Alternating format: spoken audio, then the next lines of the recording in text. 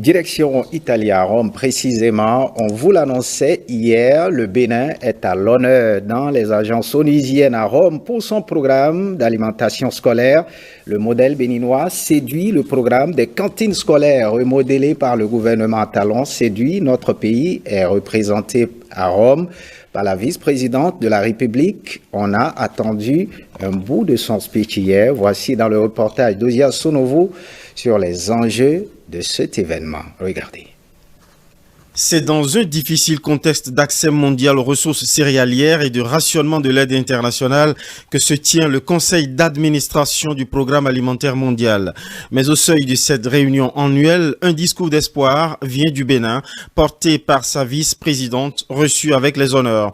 Tapis rouge, tête-à-tête avec Ulrich Seidenberger, président du conseil d'administration, le directeur exécutif du PAM et son adjointe. Mariam Talata, la vice-présidente du Bénin, est ici l'ambassadrice VIP d'une expérience unique de cantine scolaire, objet de toutes les attentions.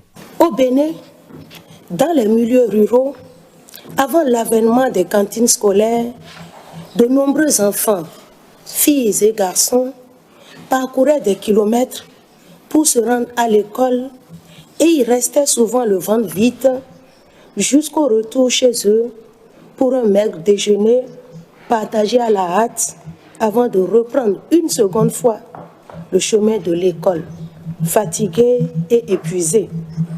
Dans cet état, ils ne pouvaient guère bien suivre les cours et finissaient par décrocher du fait de la pénibilité de leurs conditions d'apprentissage et des mauvais résultats générés. Les cantines scolaires sont donc nécessaires à la rétention des apprenants à l'école, l'amélioration des apprentissages et des performances scolaires, la qualité de l'hygiène, de la nutrition et de la santé des enfants, la valorisation et l'écoulement des produits locaux et enfin l'aide aux ménages défavorisés à travers les filets sociaux.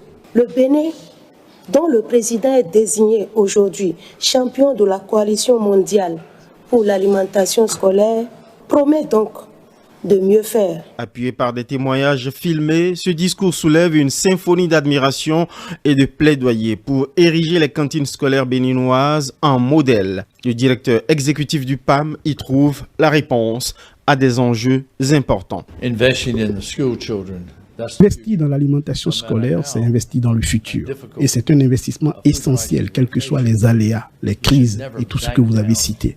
Je dois vous ajouter que investir dans l'alimentation scolaire, c'est créer des opportunités pour que les familles se prennent en charge elles-mêmes.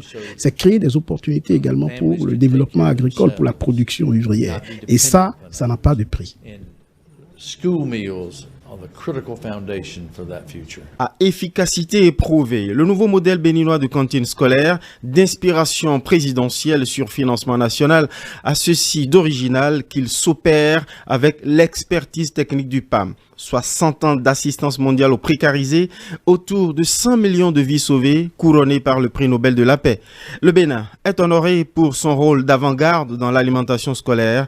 Prochain défi, la rendre universelle afin qu'aucun enfant béninois ne déserte l'école faute de repas. Ici à Rome, honneur et soutien se multiplient autour du Bénin.